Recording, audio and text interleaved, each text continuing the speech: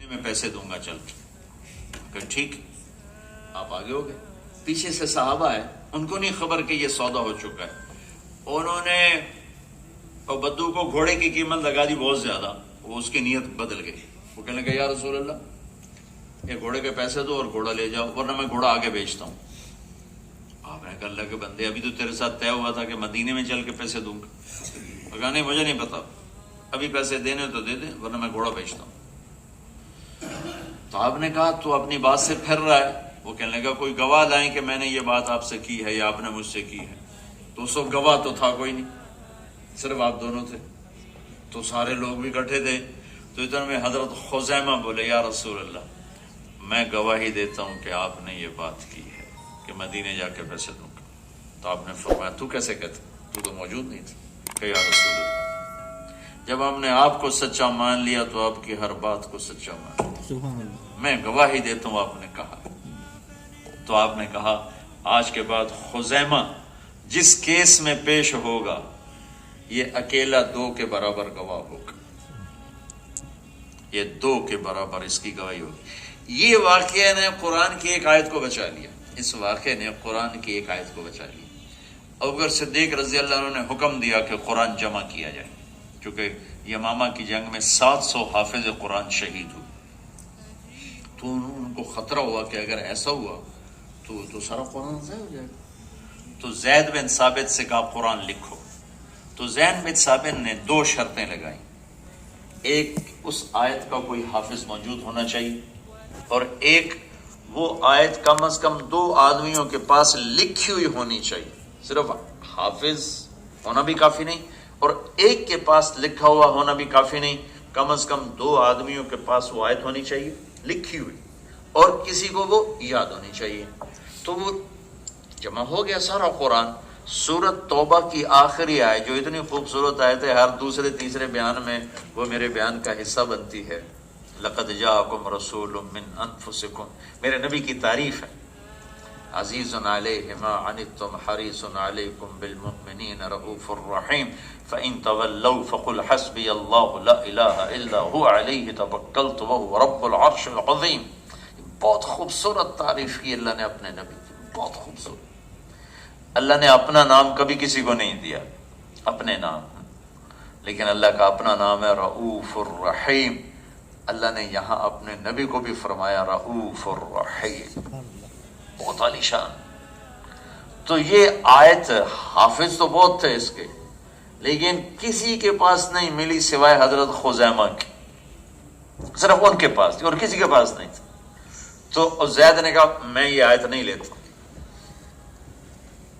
کہا کیوں نہیں لیتے ہو؟ کہا میں نے شرط رکھی تھی کہ 2 آدمیوں کے پاس ہوگی تو لوں گا ورنہ نہیں.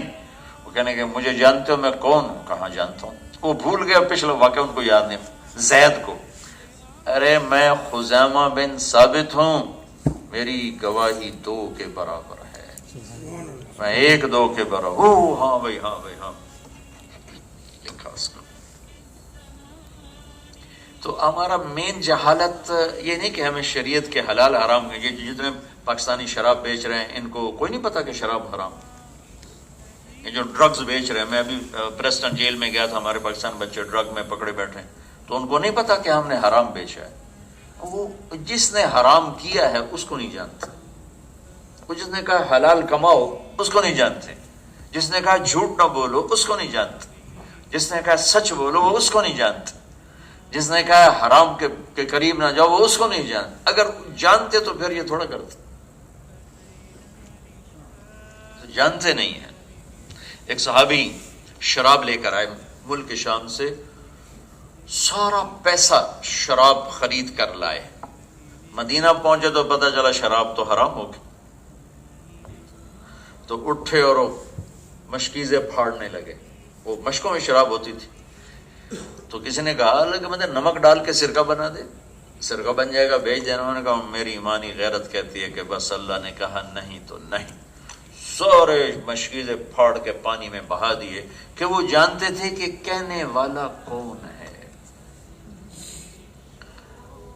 آپ جمعے کی نماز کے لیے کھڑے ہوئے یا کسی اور مقصد کے لیے، ویسے تقریر کے لیے کھڑے ہوئے، تو آپ نے کہا بھائی بیٹھ جاؤ. تو دیوار کے قریب عبداللہ بن رواحہ کا اونٹوں کا باڑا تھا، وہ وہاں صفائی کر رہے تھے، کان میں آواز پڑی بیٹھ جاؤ، انہیں پتہ ہے کہ مجھے نہیں کہہ رہے، مسجد والوں کو کہہ رہے ہیں، انہیں ادھر پھینکا کئی اور وہاں جا وہیں بیٹھ گئے۔ اور ایک صحابی عبداللہ بن مسعود مسجد میں انٹر ہو رہے تھے، ایک پاؤں اندر تھا ایک باہر تھا، آپ نے کہا بیٹھ جاؤ، وہ وہیں بیٹھ گئے، وہیں بیٹھ گئے، آگے قدم نہیں اٹھا۔ یہ کیوں ہے کہ وہ جانتے ہیں کہ یہ کہنے والا کون ہے، وہ جانتے ہیں کہ یہ روکنے والا کون ہے، اٹھانے والا کون ہے، ہم جانتے ہیں۔ تو اللہ تعالیٰ نے جو پیمانہ بنایا کامیابی ناکامی کا، اس کو آج کیوں نہیں ناپا تولا جا رہا ہے کہ پتہ کوئی نہیں۔ اور کامیابی کا سٹیٹس کیا ہے؟